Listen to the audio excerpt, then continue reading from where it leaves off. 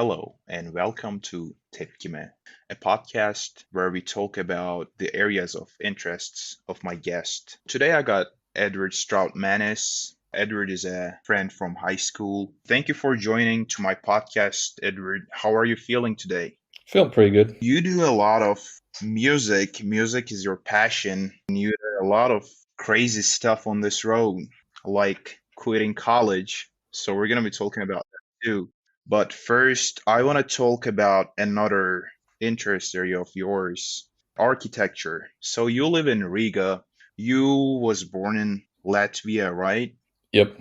I was born in Riga Hospital, When did you so move to US?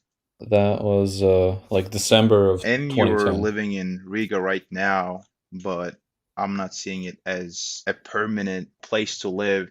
I'm seeing it more like this stop on your journey to explore cities in Europe, or shall I say, the other side of the world. Yeah, I mean, I intend to come back to Latvia pretty regular. Yeah. I want to start with some information on Riga.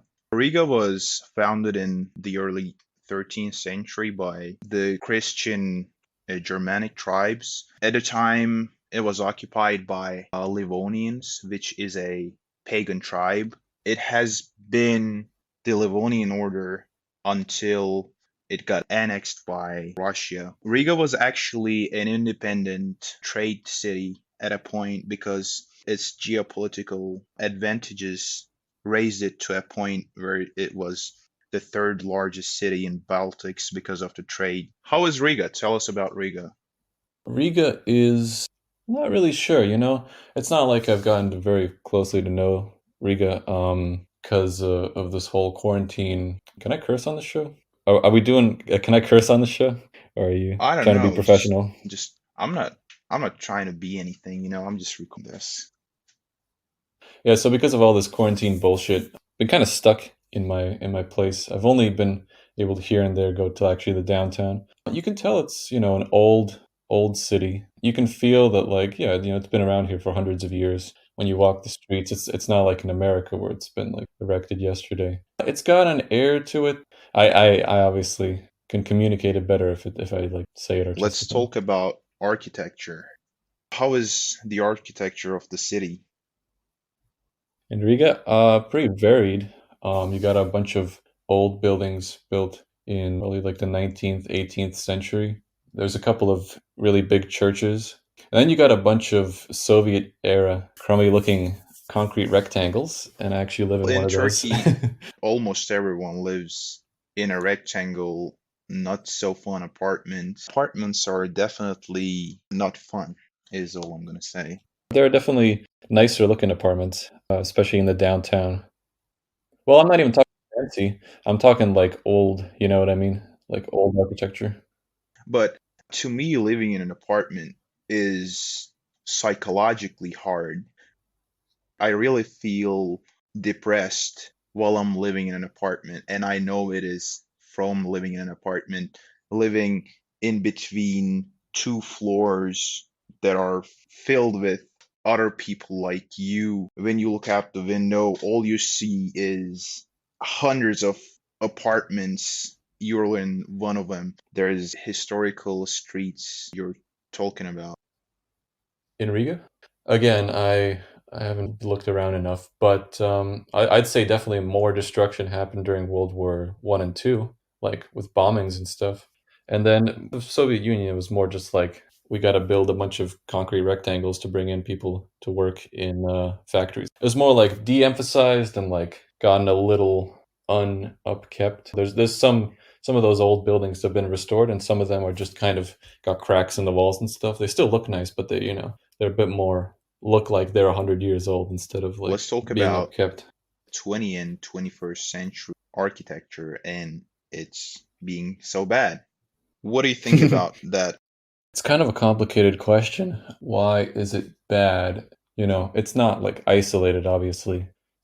Everything related to the 20th century blends into all of it, of course, and sort of post Second Industrial Revolution, perhaps. But I don't know. I mean, people still like steampunk stuff and like Bloodborne, that game, like those sort of aesthetics. They still like that. There's something very dry about the 20th century sort of setting. It's like a cardboard, you know what I mean? There's no I juice to think it. it's the invention of mass production, and we're being so new at it. It goes along with a lot of new discovery and trying to do better, but since we just discovered how to make apartments and how to build stuff in a massive scale, we're not really good at it yet. When you look at the buildings left from 20th century, you can see some good stuff. Have you ever been to Chicago? Chicago has No. some real nice buildings. They are apartments and they are looking real good. You know, brutalism? It's essentially just you build everything out of concrete. Description.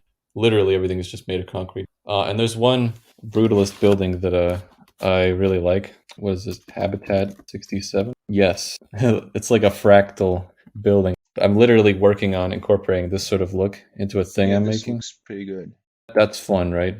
The majority of it is there's no fun. It's kind of not like the problem of even using concrete. And also, when you don't spend money on how good it looks, you can sell it for cheaper. And people are not going to care about how it looks from the outside. They're going to care about how cheap it is. It's kind of like the ascension of doing it as cheaply as possible, saving money as much as possible, and Yeah, that's what I was maximizing about to profits. say. Like maximizing profits is one of the main issues we're facing as humanity right now. It is the same thing that causes the climate change and hunger and all that. What makes architecture pleasing for you? Do you ever see that old Kurzgesagt video about why Oh, humans think certain yes. things are Yeah, I've seen beautiful? that. We like stuff in nature. We think stuff in nature is beautiful because it contains meaningful information. Like a symmetric tree is healthy. An asymmetric tree, I don't know, got struck by In some lightning or something. structures, they are intentionally asymmetric to make it look better, or in pixel art, asymmetry is a real aspect of aesthetic. Yeah, it's not about symmetry. That's just one sort of potential. They're making their knives symmetrical, trying to get them in shape, even if it doesn't have any practical purpose into it. Lack of meaningful information being communicated to the human eye, kind of. And I don't know what the opposite of that would be, but the fact that they're just boxes, the fact that there's like no story being told with the shapes, it's like something a robot cooked up instead of like a human. It kind of comes out of, I think, number crunching without any sense of aesthetics, So We have a lack of aesthetic in general as humankind today because we're more interested in having more stuff than having more beautiful stuff. What do you think describes beautiful? beautiful, again, just kind of meaningful. I think it's literally just it communicates important information about how things are. Beautiful for people is stuff about their appearance that suggests that they are healthy, potentially that they're good mates, that they're like well fed, they don't have any diseases.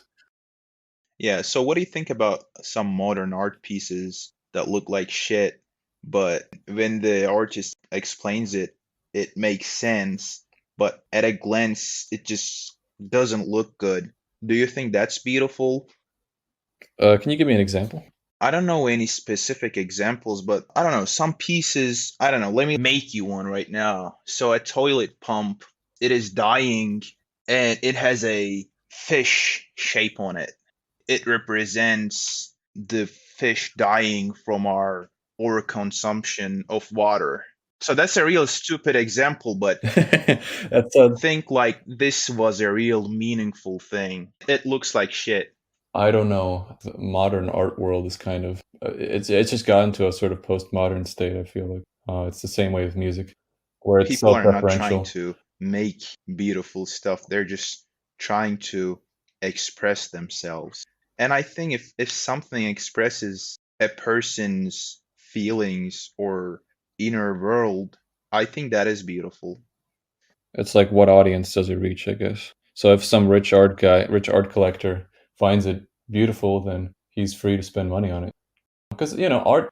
It's kind of a weird thing because it has no intrinsic value. It's all derived from how people react to it. It's kind of weird to say art. It's like however people are reacting to it, that's actually So what do the you art know is. about this table that was sold in $69 million? So this dude, he made one art piece every day for 300 days. Some of the stuff are great. I'll send you the link to it after the podcast. It has 300 little tables in it. It was sold for $69 million worth of some cryptocurrency. Honestly, I don't see the beauty in a banana taped to a wall. I think this is another issue with artists of our age. Some people are just Modernity. trying to express themselves in the best way possible by making films, by making music. Some people are just pretending they're expressing themselves and making some boring shit, then blaming regular folk not understanding the art, but their art is just pretending to be art. I can give you some examples on that. I know some directors. Gaspar Noé is a French director.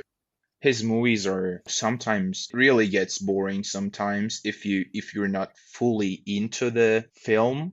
When you look at the film, you say, "Yeah, this is an art film. This is not a regular film." It's kind of boring. It has a weird scenario. There's weird stuff going on. It gets boring from time to time.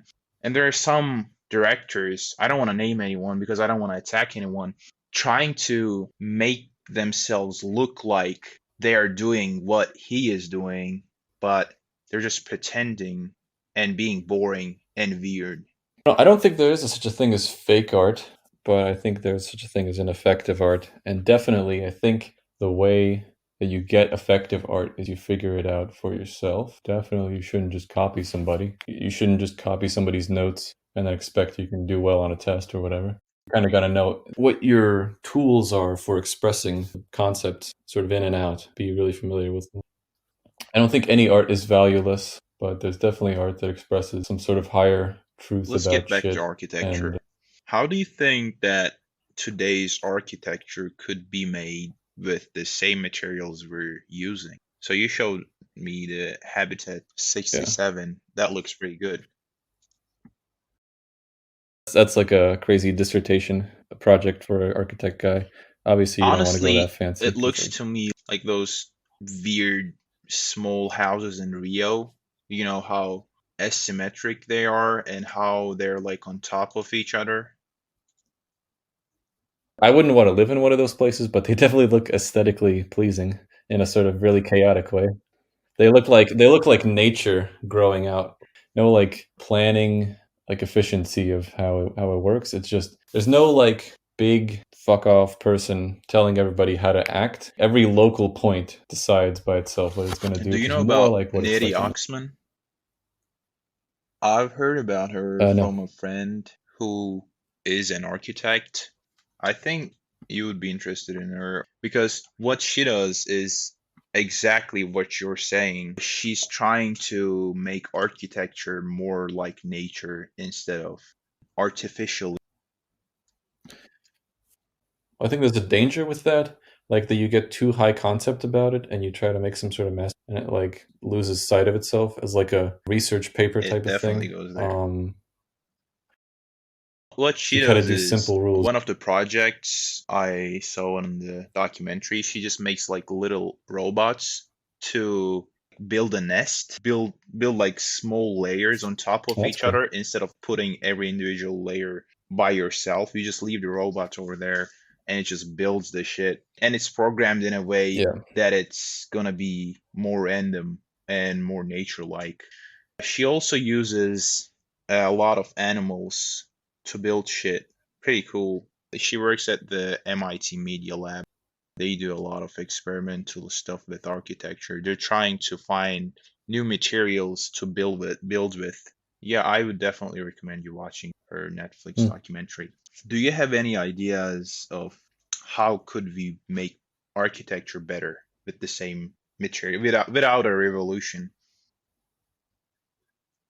It's like a bazillion factors, you know. There's like property rights, lifestyle that he's associated with that place, If you were to laws ask me, and I'll tell you like just regulations. move out of the apartments. There is enough land for everyone. All you need to do is to drive a little, and I don't think it'll be a burden because if you're living in an apartment and if you're living in the middle of the city, it is way harder to just be in the middle of all those stuff going on around you and being stuck in the traffic for hours to go to work.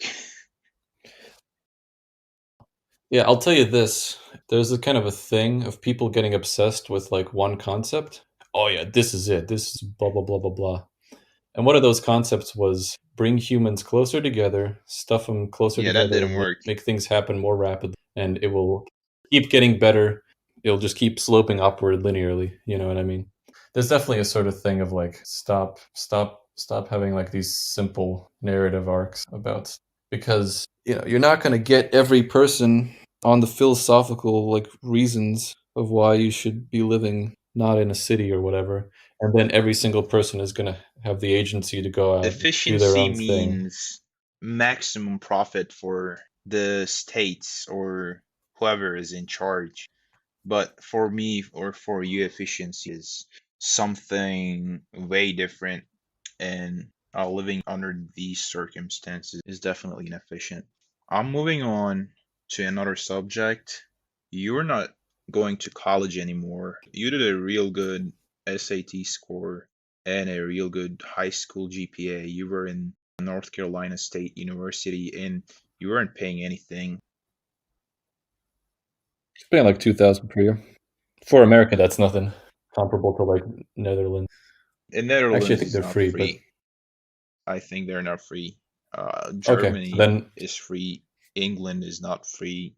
I think France. So you try to study computer science first, and then you change your major to yeah, physics, and then you just yeah, stopped.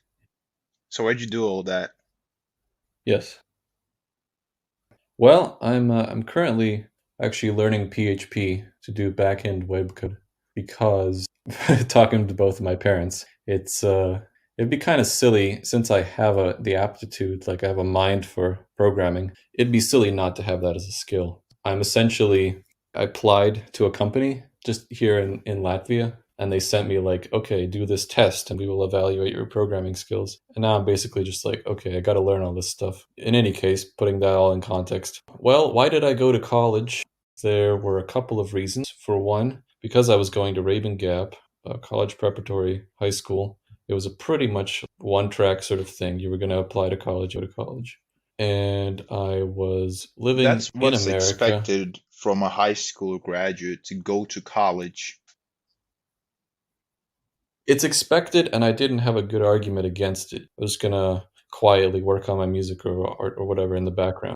And then computer science, again, I kind of did it because it's kind of the obvious thing, but you know, it's like I'm not a bad programmer. It kind of makes sense. Physics, I wanted to switch over to physics because everybody was so dry in computer science that I was like, well, maybe there's some kind of more interesting people in physics, a bit more So you visually don't you about don't stuff. like the atmosphere of okay. Yeah, I didn't like the people at all in computer science. And then I think I disliked the people in physics Are actually you more. talking I about think they were the probably worse. They were professors actually, or the students? Okay, I see. no, the students as well. Yeah, they were like how you say human calculators. They were like I don't beep know, boop maybe without talking to 547. them and knowing them real well, they might look like that from outside because I'm not sure if you're aware, but when I first met you, you were looking like a human calculator to me with all that success, all that hunger for crunching numbers. Well, I'd say I'm pretty dual nature. I'd say I'm both like logical thinking and creative thinking. Well, I'll tell it to you like this. Obviously, partially, the reason why I kind of got sick of college is I don't particularly like how college does things. I don't like the whole research thing because it's so head up your own ass. There isn't necessarily a practical sort of immediate thing associated with it, and so it kind of turns into how smart can we be with what we're. I'm not really sure, but it's so disconnected from the rest of the world.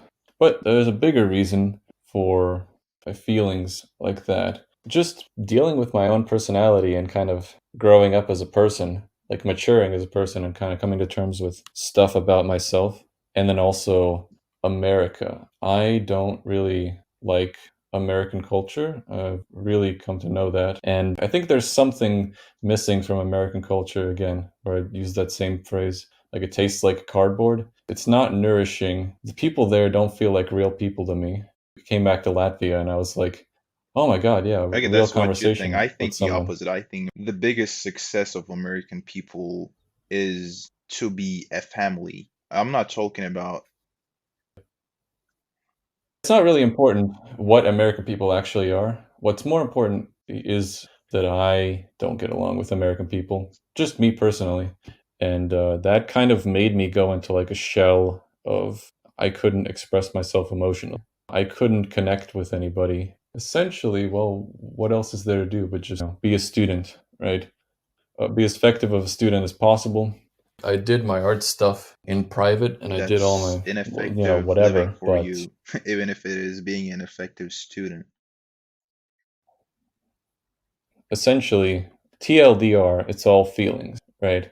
It's not about concrete things. It's all about feelings. And because of just kind of my experience of real isolation in America, I myself became a I cardboard don't think you tasting did, person. but if you feel like you were becoming a cardboard tasting person, that could be a real feeling, be a real sensation. Nothing about the way I naturally work was meshing what other people were over there. The more sort of long arc who you are, what your personality is. I was Well, yeah, just that's running how I through the motions. felt Wrap it up. when I was 17, when I was in Turkey in my high school. I really felt like, well, I didn't feel it the way you did. Well, my situation was definitely the opposite of what you lived because you moved from America to find peace. I moved to America to find peace because what I was feeling like I was going through bushes, or I was trying to swim against the current socially. Like all of those stuff was happening around my social circle, and I just was not able to keep up with any of it. Yeah, I was moving with the motion too. There's a period in every person's life almost feeling like you're not in control. What do you think about college in generally? The concept of universities I've come out of it saying I don't like it. I think it's a bit could be. outdated. Up to grade 12, what else are you going to do? Maybe if you really wanted to be like a woodworker or whatever, or plumber, maybe you only need to get to like grade 10. But I think college, it's a kind of human ego thing of, man, are we so smart as humans? Look at how much, stuff we've come up with over the past, whatever, however many years, 2,000, Isn't 300, having more 500, whatever. knowledge the main purpose of humanity altogether? To learn about the world. Yeah, let me rephrase that because I do agree. I just kind of don't The like way the I way think this is college is. from a individual perspective, I think going to college is about creating a network than learning stuff because I go to college and I learn most of my stuff from YouTube tutorials, not by going to classes because they're more quick. I think looking up stuff online is more effective than going to class. Yeah. And that's kind of why I left, was because I didn't like pretty much anybody that I had met. I seriously spent time both trying to meet people in my classes and trying to meet musicians. And it was like trying to start a fire with a wet piece of cardboard. I don't know, a wet piece of wood. I keep bringing up cardboard too much. It was like trying to start a Since fire you're with a so wet log. hostile against colleges, how do you think research could be accomplished without colleges? Because research is what we do as humans. I don't know the answer to that question. Who's doing the important research? Obviously, if you get hooked up with a college, then you aligning Colleges yourself in with that US sort of and power colleges in structure. Europe are different than each other. I would have more perspective on this if I had it as a priority to go to a European college. See how that's different, but I don't have it as a priority, so I will not be getting that perspective, at least for the time Let's being. move on to music, our main topic. Let's talk about origins of music a little bit. I took this class, but it essentially looked at it was like 101 music or whatever, and it looked at sort of what music is made of in terms of instruments and stuff, music all around the world, the role of music in society and stuff. And the section that it had on the origins of music essentially presented a couple of theories as to where it comes from. One was that it's like imitations of bird calls, but the more interesting one is that it co-evolved. It was kind of like the common ancestor of spoken word in music. Is like they have a common ancestor and then they diverged, split sometime down in the middle. Hence why you can have non-word based music, instrumental music. But essentially that they come from one and the same thing because language is of course tonal. If I spoke in a monotone, it would be way more annoying to listen because a lot of the here's another interesting one is that music being musical is an advantage in terms of being an I think attractive being mate, musical right? shows that you're smart, you're intelligent. It is a sign of your intelligence, just like being funny. You know the classic thing of guy pulls out acoustic guitar and sings Wonderwall Yeah, to we like a have the girl at same a thing party. in Turkey. The song is different. The song is Akdeniz Akşamları. It is the same thing. That's like 100,000 years later, the same thing. It's essentially like a mating call is kind of a Well, yeah, weird it way to say it, actually but is like though. Like, why would you play an acoustic guitar and play Wonderwall just on a beach, right? So, yeah, yeah.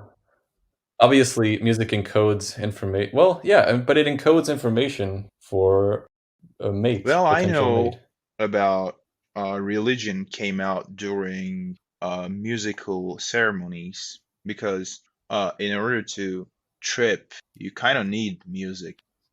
Homo erectus was Hmm. just hunting down animals and driving them to extinction and just gathering around a fire and just playing music as they dance and as they play and look at the pictures that they were drawn. I think it made them more bounded to each other, more like a that is an information. So researchers think the religion concept came out around these musical ceremonies. If you want to know why I give a shit about music, is because I think it encodes something, some sort of higher truth about the world and the universe in like the way, the nature of music, the unique way that it is. I think if you play music, you kind of get smarter. So it's almost like a quasi-religious thing, but I don't know. I feel like you listen to music and just things become more clear about how the way the world is. It sort of communicates kind of like it's like a total human sort of it's like a You don't human, need audio words, you don't format. need any images, you don't need anything for music. It is just your feelings. I think it was John Mayer that said, I am just synthesizing love while I'm composing music. Yeah, the It is the synthesizer, sound of the which is the future. sound of the I also future. think the best way to express your emotions is to play music because you lived it a lot. I remember asking you about how you were feeling at the moment or something like that, and you were not able to express it with words. That happens a lot to people who are not real good with words, I guess. Some people are definitely successful at expressing themselves with words and they become writers, I guess. You know how I think I've actually gotten into lyrical music, like I'm making music right now, and I could explain why. Words gain the most power when they are actually sung. Again, getting back to the concept of spoken language came from the common ancestor of singing. And essentially, the sort of proof of that is like religious texts are really should be delivered sung, like Gregorian chants, sort of the Adhan in like Islam. I remember from that class, what was it, Buddhist or whatever text, they're all like chanted like even so, it may be the same note, but you Let have me play you inflections, musical this inflections. instrument. It is called bandir, and it is a Turkish instrument, and it is mostly used in religious music. Check out how Islamic it sounds.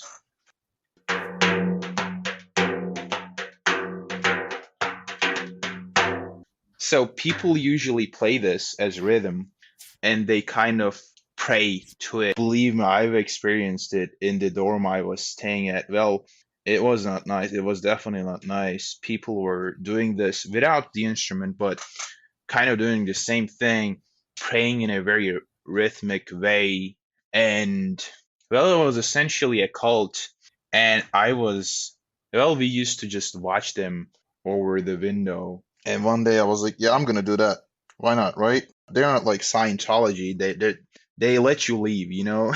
They can't just keep you over there with some bodyguards. So I went there and I've experienced it, and it was actually a good experience because with the rhythm and with the same words you're saying, you actually become bounded with the people in the room. It is definitely something. And then I'll explain what I'm doing with lyrical music now.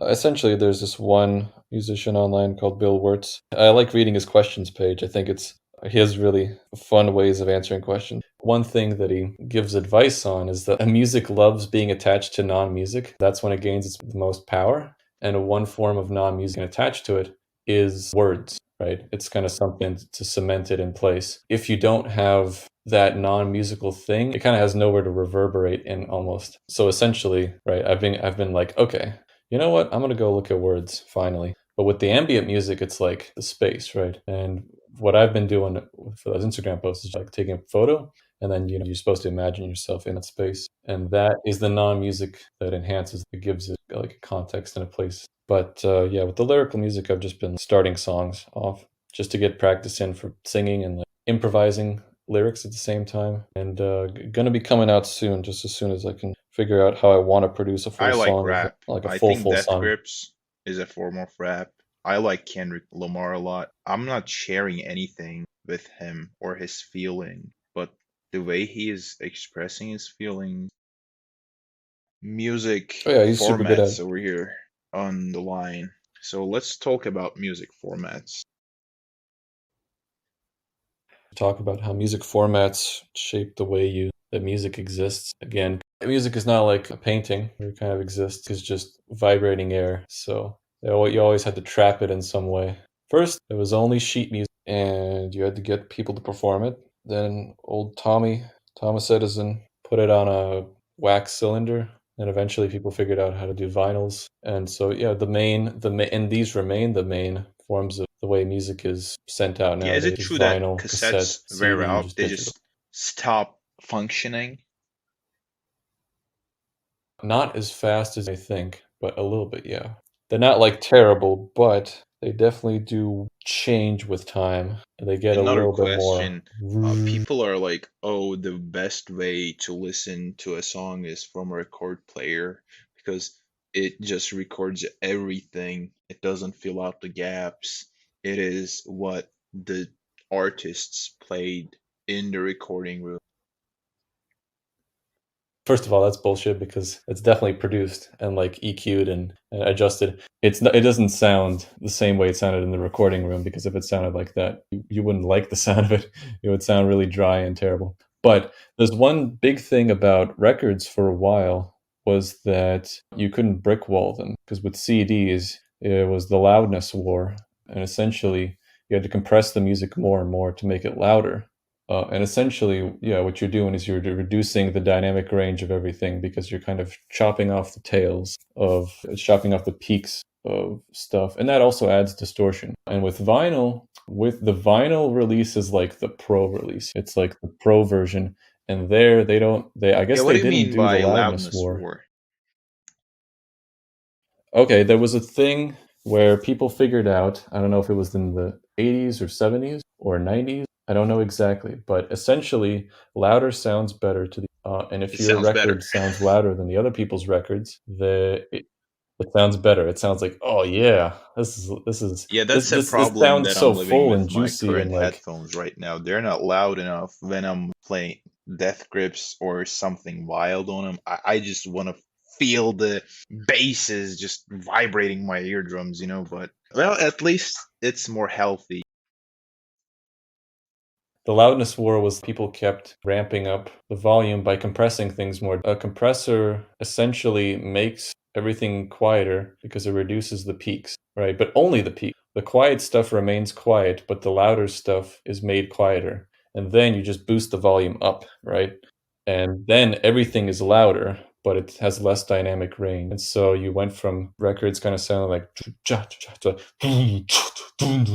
I guess that didn't happen with vinyl. So essentially, the vinyl version of an album was Do usually you the one that think was nicer listening to sounding. an old album from a record is better than listening to it from a very fancy speaker from Spotify? Which one do you think gives you a better experience, or which one gives you the closer experience to the real intended music?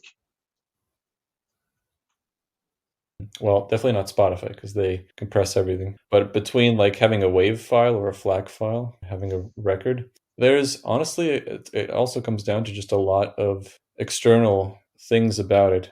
Is that with a vinyl record, you usually have a hi fi audio system set up next to it. And obviously, records are super unportable. So you probably just have it set up in your room and you have like this chair that you like lounge in. And all you do is like listen to the music or maybe like a cover art. Whereas with Spotify, obviously you put that on when you're like doing the dishes. And so it's kind of like experience. As far as audio files are concerned, like file like airwaves vibrating, there is very little difference in FLAC file as far as the human ear and vinyl record, except maybe no crackles at all. It's kind of hard to say. You could use either the digital sound or the analog sound both for artistic effect, right? Digital sounds more cold and sterile and analog sounds more warm and full. And you could use either to express your artistic and more fully and like exaggerate attributes of either. So, I mean, there's no denying that analog, well, the warm sound of analog is intrinsically pleasing, but ultimately it is small,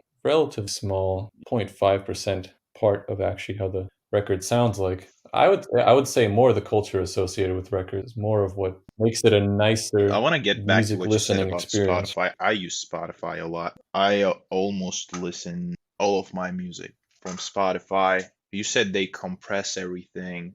Is it really compressed when you do the sound quality very high?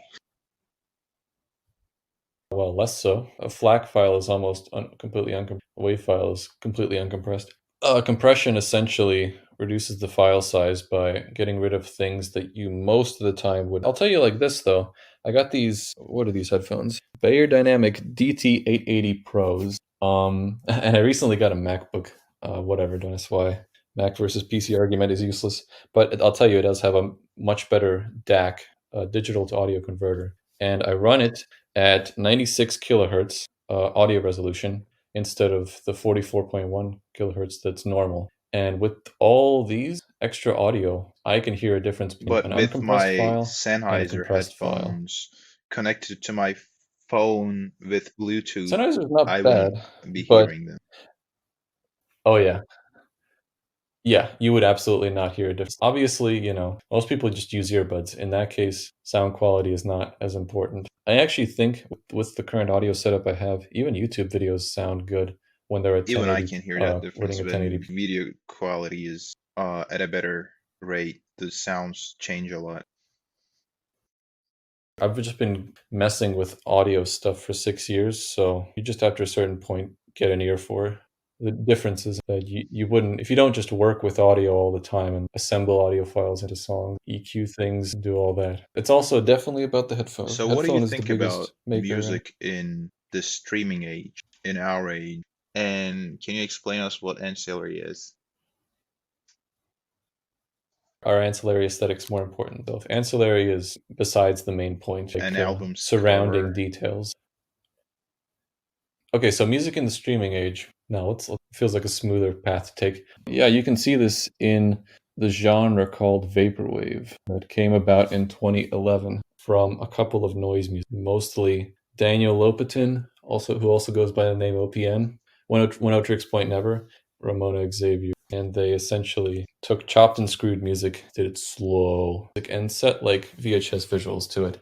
And bada bing, bada boom, at least the album Floral Shop was a huge success. People were like, wow, there's really something to this whole vaporwave. And yet it kind of seems like it's about anything but the music, because most of the music is just people sampled something else, slowed it down, and then did whatever. And so it sort of calls into question what is the role of music, right? Because obviously vaporwave would not be vaporwave without the music. And yet oftentimes it feels like more of what the artist spends time on is the cover art, the naming of stuff, the ethos behind and the music is sort of like this sort of floaty thing. I guess it just kind of has to do with internet culture, What do you how the mean internet internet diffuses diffuses information, information? the way It information gets travels drifted through from its social media. origin and it takes a different value or a shape. It has to be an immediate understanding because social media, and you can't listen to a song in fast motion sped up in like an instant. You can see an When album cover and get an Spotify impression. recommends me albums, I definitely look at the cover. I don't look at the cover of books that much, but in albums, it is definitely of something that makes me listen to an album. It's a thing that developed I mean, over in the I think it 20th was developed century around as a sort of 70s with the hippie move. With the when you were doing psychedelic music, you had to have a psychedelic cover to your album. yeah. I watched this YouTube video from Nerdwriter, like the first really artistic Beatles. But yeah, you look at them, the early covers, and it's just them. Look at the boy band, and then by the end, you got like album covers like Revolver and like Sergeant Pepper, where the story is kind of being told through the album cover first. That's the world that they're trying to establish. That was like late 60s, so I could see 70s being like when it really got developed. Music is a product. Music kind of just existed back in the day. I mean, you had, of course, rich people paying like Beethoven or Bach or whatever to compose pieces, but otherwise, like religious songs just exist for like hundreds and thousands as just traditions and stuff. And folk music just kind of is made up by people I think sort that of playing also acoustic guitar or connects whatever. to the thing you said earlier, connecting music with something non-music, like the album covers or the vaporwave clips. What is the function of music? Like, what's the function of pop music? What's the function of music gets bought? Not religious music, not folk music, but music as a product. And it's like, what does that mean in the modern age? What are you selling with music? There's definitely a lot of like chill out vibe, sort of relaxation, almost like a evolution of new age music. It was the same I filling the came same role. across a playlist Spotify the other day. It is called Mellow Beats and it is mainly lo-fi hip hop. I just started playing it while I was studying or doing something else. I was like in the house with my friends and I just needed something to play on the background. When I play jazz, I get so carried away listening to the music. I thought, yeah, this could be good. My consumption of lo-fi hip hop has increased because it's just really easy to have on the background, have it as a backing track. There's definitely a sort of natural human cadence to it. Boom bap sort of drums. Certainly a lot of music. Vibe. It's kind of if your life is a movie, this is the soundtrack. Doing whatever. Doing the dishes or going for a walk. I mean you hang out a lot on Spotify, you use Spotify a lot. At various points, I was a lot on Bandcamp. It's got like an indie spirit. Bandcamp's really interesting to me. Bandcamp is like the natural home of vaporwave. These albums, almost nothing, right? Thousands of purchases if they're on a label because they get exposure that way. And I don't know. It's kind of a mystery to me. I don't fully understand it myself, but it's definitely intriguing. But you do not Do you have that think much the perspective main on. goal of music has shifted today when you compare it to, I don't know, 1,000 years ago or 500 years ago or 10 years ago? 10 years ago, it's obvious the music fulfills some sort of purpose. There's the best albums, right? And things that people exclusively listen to, well, like with undivided attention. And then there's everything else. The artist is lucky if someone puts it on in the background. It's shifted in the sense that there's music for more purposes than there's ever been before. I think people are still making kind of for old purposes. You know, people are still making some rocks like indie or whatever. But every year or a couple of years, there's Yeah, I like think more music has niches become that is more finding sort of. free than it was 10 years ago. I mean, there are still companies hiring artists or having deals with artists and making them what they want to sell. Or there are definitely some artists that are created by those companies as a product. I mean, we can see that in K-pop. I'm not like throwing any shit bowls to K-pop, but it is definitely a product made by a company. K-pop is kind of, yeah, impressive how much of a laboratory concoction it is. Artists are definitely moving in a direction of being able to do whatever they want to do. The status of the whatever music of the 20th century, the big stuff, is like getting worse and worse, probably until some sort of breaking point in terms of copyright. You play like one copyrighted song on your Twitch channel or what, and you get suspended. Copyright takedown notice. So it's kind of an interesting sort of divide between bedroom producers now and like the Beatles or like Jimi Hendrix or whatever. You upload 10 seconds of that to YouTube. Nope. So that's kind of really intense nowadays. Definitely smaller productions, more people doing whatever they want. It's Let's move definitely on moving in to that direction. acoustics of music. There was a bigger thing I wanted to say about acoustic, but yeah, I watched this TED Talk by David Byrne, the Talking Heads, and he made the argument the acoustics where a song is played comes first and foremost, and the composition follows suit. So, what sounds good? The reason why an opera sounds the way that it does is because of the way that an opera house is built. For instance, also the reason why arena rock sounds so bad, nothing, caveman banging rocks level of composition, is because arenas sound so bad that you really have to make it so simple that you will actually be able to hear the composition in an arena with like people What do shouting you and mean by stuff. arena? You can't Is that really a do like a complex specific composition place? like a sports arena. That was like a big genre. That was like what rock kind of sounded like in the 2000s or late 90s, early 2000s. Arena rock, because music venues kept getting bigger. I mean, I guess it's just another example of music. Hence, kind of why I'm so interested in ambient music and sort of music associated with spaces.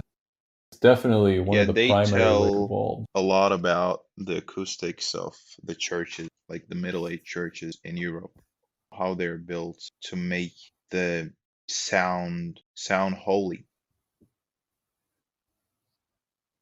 I don't know, probably sounds sparkly. I'd attach a word to it when you get the harmonies just right, opposed to like These a dry are room and all stuff. of our topics for today. Thank you for joining me. We'll see you in another episode. Thanks for listening.